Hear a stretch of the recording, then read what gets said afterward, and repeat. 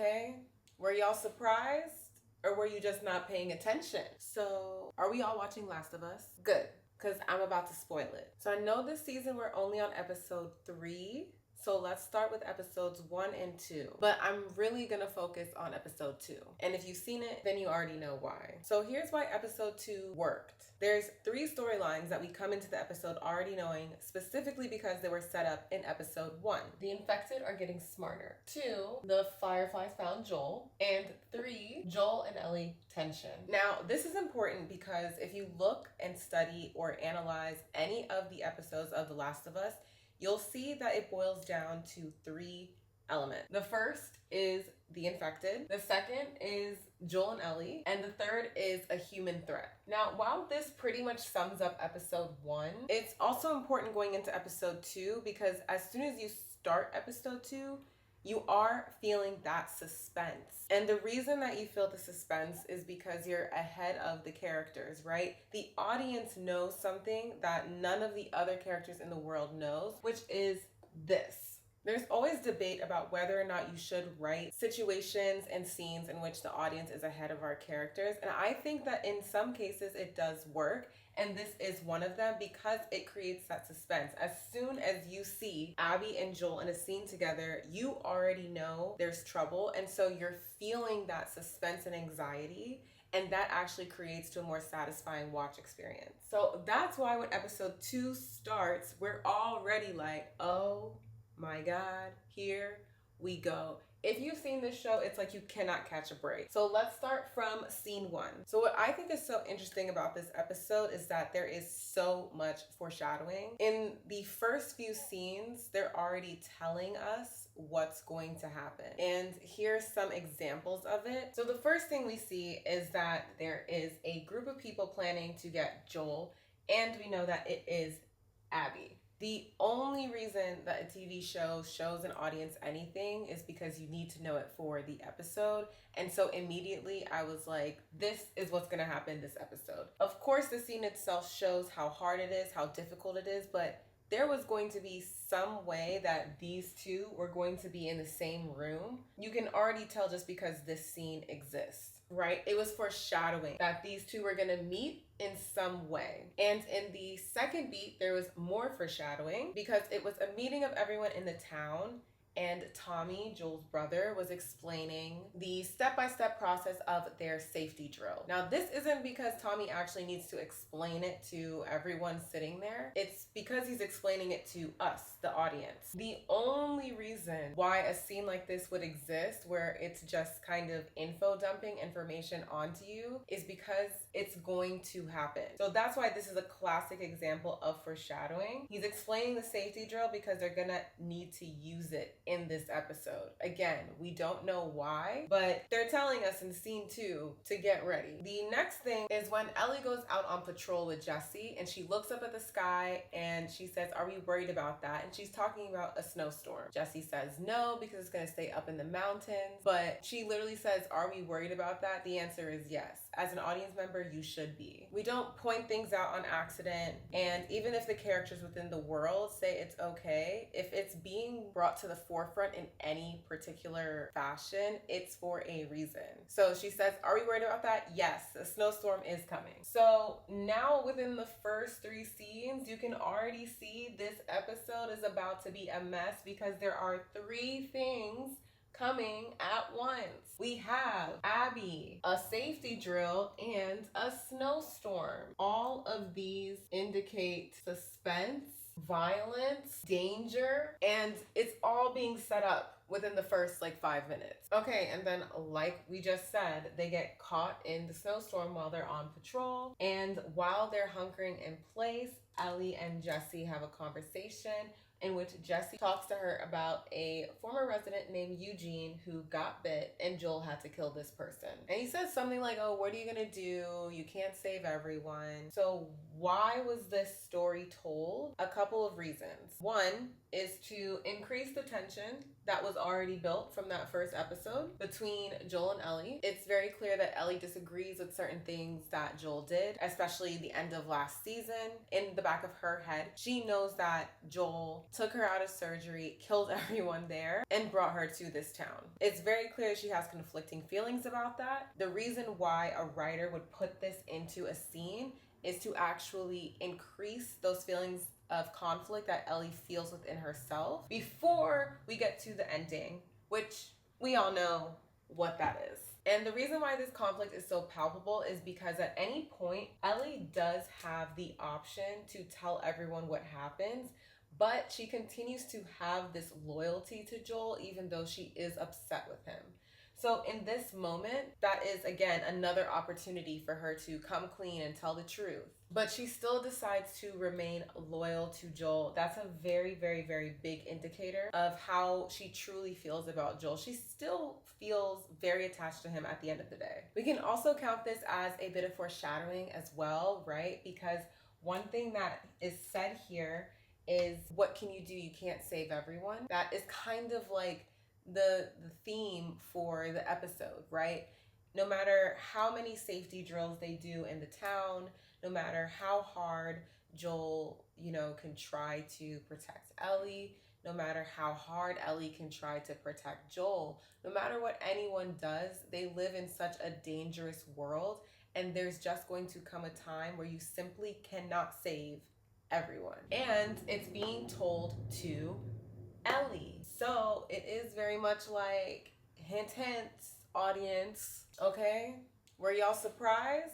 Or were you just not paying attention? Because he's literally telling Ellie, hey, in this episode, you are going to have to learn this. Okay, moving on. Now we are here where Abby finds Joel and he's with Dina. Huge problem. Joel actually saved Abby from a whole bunch of infected. They are about to storm the town. It's so crazy and beautifully structured because it's like Joel literally saved the person who's trying to kill him. So this is huge dramatic irony. And again, we are ahead of the audience. So as soon as this happens, we are like, danger, danger, danger, danger.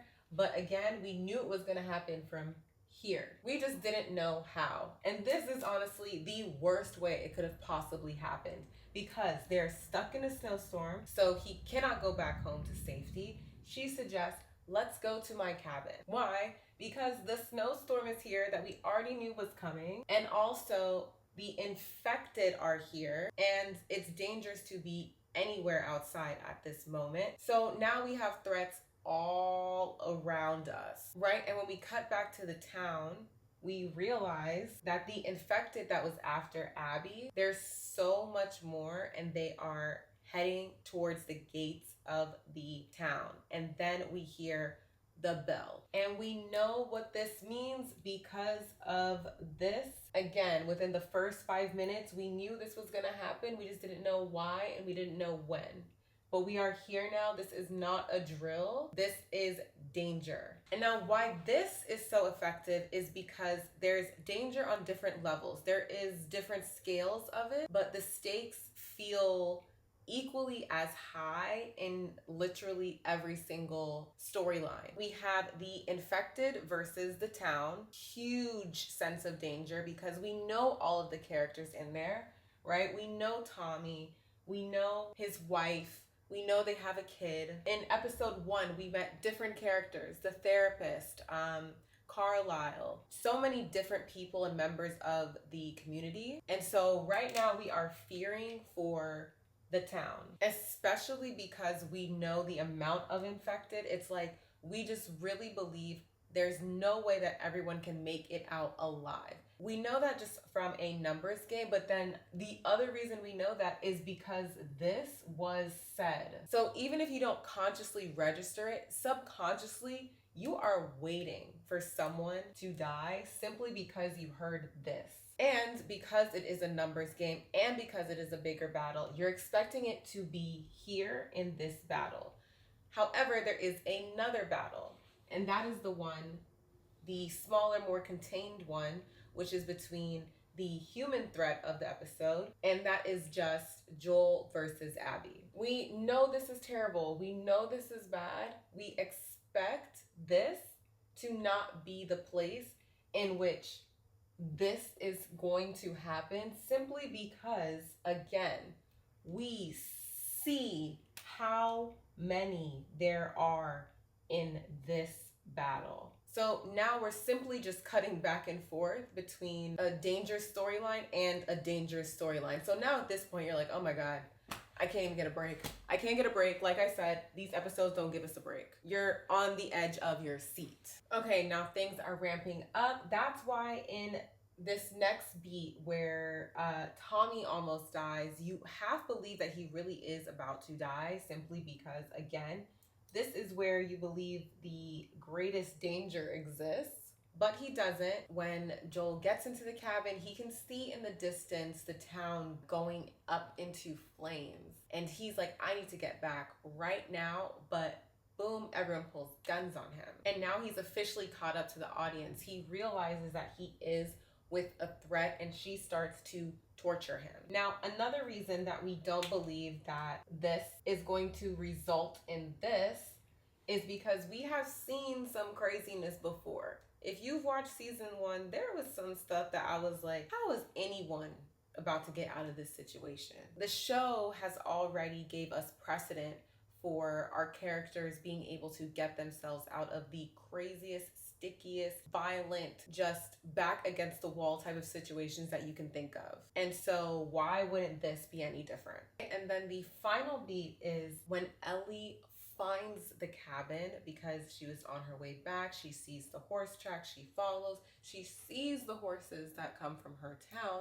She enters the cabin and she walks into this scene. And even though she tries, this is a heartbreaking moment where she simply cannot save Joel. And that is exactly, once again, what was said in the beginning of the episode. And I think what was so interesting about this, there's two things that my mind went to. First is that this idea that you can't save everyone, right? Yes, it exists in this episode for Ellie, obviously, but it exists for Joel as well. Like, he decided that he was going to save her from the hospital at the end of last season. And in the first episode, he tells the therapist, I saved her, I saved Ellie. However, if you really think about it on a deeper level, is it really saving someone when the world that they are continuing to exist in is so dangerous? Look what just happened. This idea, this question of, you can't save everyone. Did Joel actually save Ellie? That's where my writer brain went. I think that was something that the writers were definitely playing with in this scene, and I thought it worked beautifully. I don't know about you, I definitely shed a tear. And the second thing that I think is interesting is that moving forward, right, there is a new protagonist. We are going to be following her. And I think that's so interesting. I think when shows do that, it just kind of reminds you about perspective, about whose story is it. And because we've spent so much time with her, in a lot of ways, she already felt like a protagonist, but now this really just solidified it. So yeah, this was a masterclass of an episode. I really enjoyed it, and we should talk about this in the comments because I still have not recovered. So yeah, let me know what you think, and stay tuned this week for my breakdown of episode 3.